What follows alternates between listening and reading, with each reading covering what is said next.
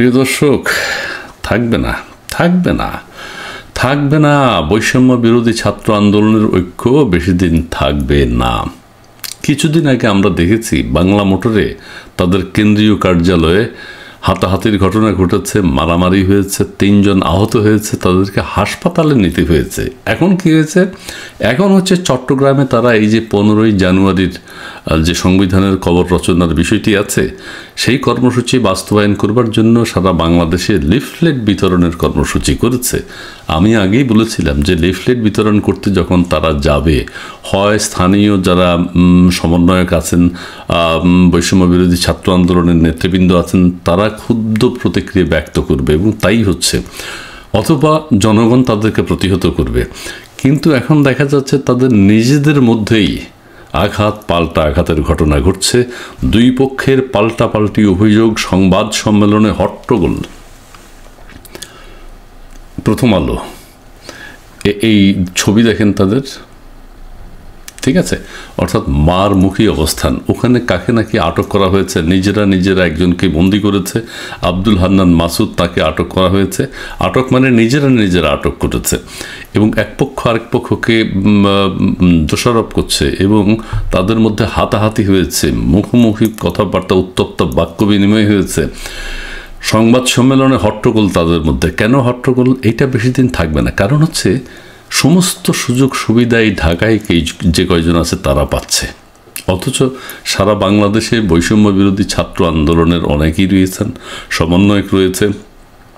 অনেকের অনন্য ভূমিকা ছিল জুলাই আগস্ট বিপ্লবে, তারা যে বিপ্লব বলছে, কিন্তু তারা কোনো প্রকার সুযোগ সুবিধা পাচ্ছে না। দুঃখজনক হলেও তাদের বাবা মাও বলছে, তোরা যে এত আন্দোলন করলি কি হলো? তোদের বাবা মা হিসেবে আমাদের সম্মান কোথায়? তোরা শহীদ হইলি না, তাহলে আমরা কোথাও যেতে পারতাম। আহত হইলি না, কোনো প্রকার বেনিফিটও তো আমরা পাচ্ছি না। আবার তোরাও তো নিজেরা কিছু করতে পারলি না। এটা দুঃখজনক ঘটনা, অর্থাৎ আফসোস। কারণ হাসনাত আবদুল্লাহ এখন কোথায় আছে? সার্জিস আলম এখন কোথায় আছে? অর্থ, বিত্ত, গাড়ি বাড়ি তাদের সব কিছু হয়ে গেছে, তারা করে ফেলেছে। এটা ঠিক না।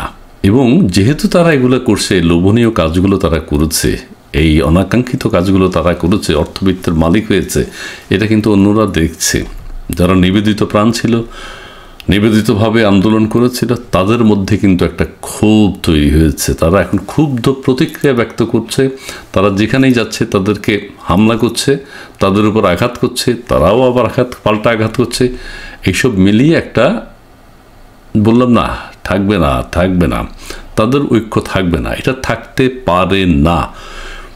সংবাদ সম্মেলনে হট্টগোল কি বলেছে? বৈষম্য বিরোধী ছাত্র আন্দোলনের কেন্দ্রীয় নির্বাহী কমিটির সদস্য মোহাম্মদ রাসেল আহমেদ সংবাদ সম্মেলন করার সময় প্রেস ক্লাবে এসে হাজির হন কেন্দ্রীয় সমন্বয়ক সহ সমন্বয়ক খান তালাত মাহমুদ রাফি, যাকে আপনারা সবাই চিনেন, আলোচিত, হাত তুলে দাঁড়ায়, ও মোহাম্মদ রিজাউর রহমান। এই সময় দুই পক্ষের মধ্যে, সমর্থকদের মধ্যে হট্টগোল হয়।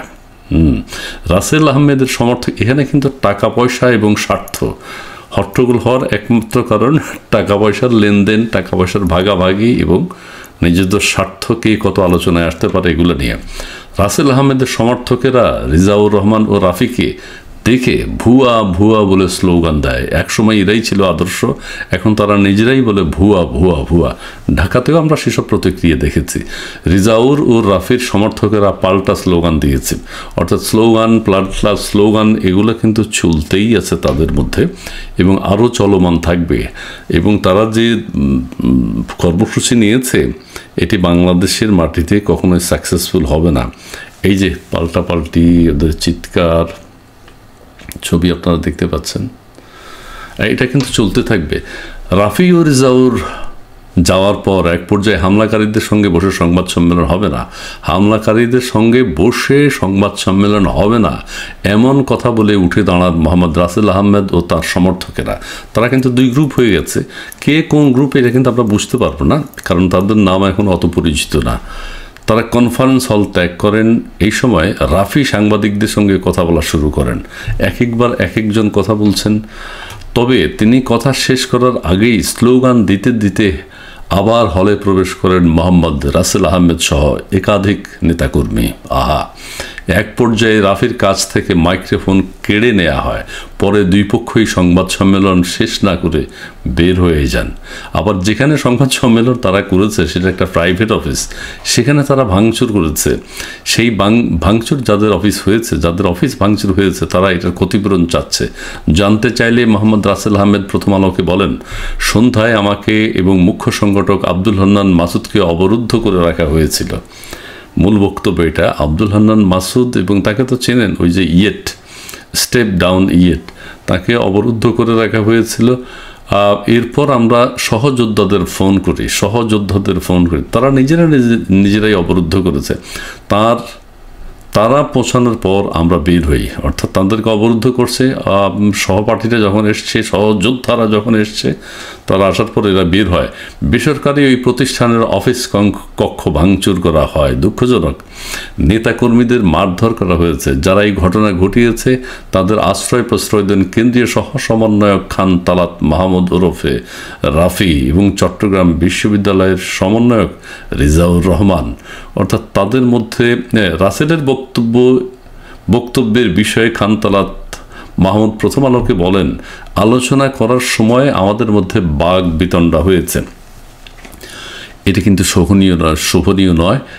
যাই হোক, অর্থাৎ আমি কিন্তু আমার ভিডিওতে কয়েকবার বলেছি, এদের এই ঐক্য থাকবে না, এদের এই অবস্থান থাকবে না, এদের কোনো ভিত্তি নেই। এরা গ্রামে গ্রামে যাবে, বিভিন্ন অঞ্চলে যাবে, এদের মধ্যে এই ঘটনাগুলো চলতে থাকবে। হয় তারা নিজেরা আত্মকলহে জড়িত হয়ে পড়বে, অথবা এলাকাবাসী সচেতন মানুষ তাদেরকে প্রতিহত করবে। কারণ তারা যে উদ্যোগ নিয়েছে, তাদের যে অনাচার, তাদের যে অত্যাচার এখন মানুষ দেখছে, এটা কিন্তু বেশি দিন মানুষ সহ্য করবে না, মেনে নেবে না। সেই জন্য বলছি, থাকবে না সমন্বয়কদের ঐক্য বেশি দিন থাকবে না। ধন্যবাদ।